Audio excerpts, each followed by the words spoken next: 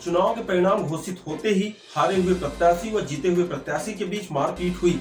दरअसल यह मामला पसान नगर पालिका के वार्ड क्रमांक 14 का है। चुनाव परिणाम आते ही दोनों पक्षों में मारपीट हुई। दोनों पक्ष के समर्थक भालूमाड़ा थाना पहुंचे। वहां पर भी काफी विवाद की स्थिति बनी रही।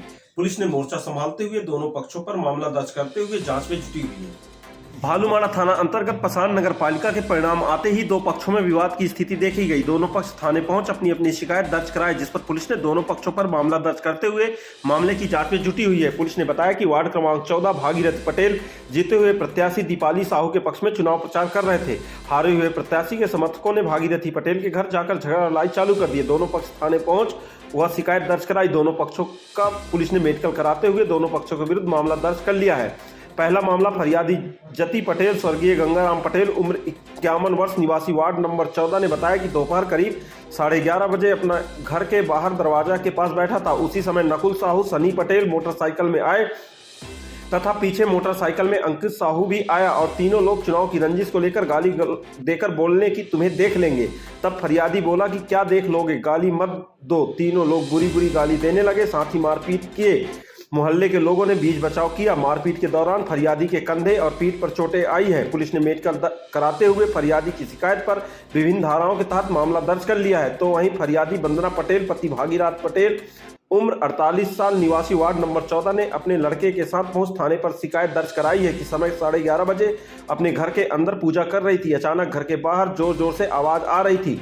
घर के बाहर निकलकर देखी, तभी मेरे घर के अंदर मनोरमा साहू रागिनी साहू घर के अंदर आ गई और मेरे से लिपट गई। धक्का मुक्की करने लगे, साथ ही गलत गाली गलौज भी किए। मना करने पर अफरोज मुसलमान जतिन पटेल आए और फरियादी के दाहिने हाथ पकड़कर मरोड़ दिए। उन्होंने कहा कि चुनाव में दीपाली साहू का बहुत पक्ष ले रही हो। हालांकि इतने में फरियादी ने हल्ला किया, तब आसपास के लोग आकर बीच बचाव किए। फरियादी की शिकायत पर पुलिस ने विभिन्न धाराओं के तहत मामला दर्ज कर लिया है। गौरतलब है कि चुनाव के परिणाम आते ही जिले में मारपीट का पहला मामला सामने आया है। हालांकि पुलिस ने गंभीरता दिखाते हुए दोनों ही मामलों पर मामला कायम करते हुए जांच पर जुटी हुई है। हालांकि दोनों पक्षों को चोटें आई है। गनीमत रही कि पुलिस ने समय पर मोर्चा संभाल लिया, नहीं तो थाने पर ही मामला तूल पकड़ रहा था। विवाद की स्थिति निर्मित होते ही दोनों पक्षों के लोग थाने पहुंचे। दोनों पक्षों के लोग लगभग सैकड़ों की संख्या पर थाने में पहुंचे थे। यहां पर भी विवाद की स्थिति बन गई थी। पुलिस की संख्या कम होने से पुलिस को विवाद रोकने में काफी मुश्किलों का सामना करना पड़ा, लेकिन जल्द ही पुलिस ने और भी बल बुलाए जिससे विवाद को रोका जा सका। थाने परिसर में ही दोनों पक्ष आपस में लड़ने लगे थे। ऐसा लग रहा था कि थाने में ही काफी विवाद हो जाएगा। बताया जाता है कि चुनाव के पूर्व भी दोनों पक्षों में विवाद की स्थिति देखी गई थी, लेकिन यहाँ मामला थाने नहीं पहुंचा था। लेकिन चुनाव के परिणाम आते ही दोनों पक्ष में काफी विवाद हुआ और दोनों पक्ष अपनी फरियाद लेकर थाने पहुंचे। मामले को गंभीरता से लेते हुए कोतमा एसडीओपी शिवेंद्र सिंह बघेल ने मामले को संभाला। दोनों पक्षों को समझाइश देते हुए पहले भीड़ को तितर बितर किया, वहीं फरियादियों की मेडिकल हेतु अस्पताल भेजा। दोनों पक्ष का मामला दर्ज करते हुए भीड़ को थाने से हटाए। हालांकि जैसे ही विवाद की स्थिति स्थानीय नेताओं तक पहुंची, स्थानीय नेता भी थाने पहुंचे।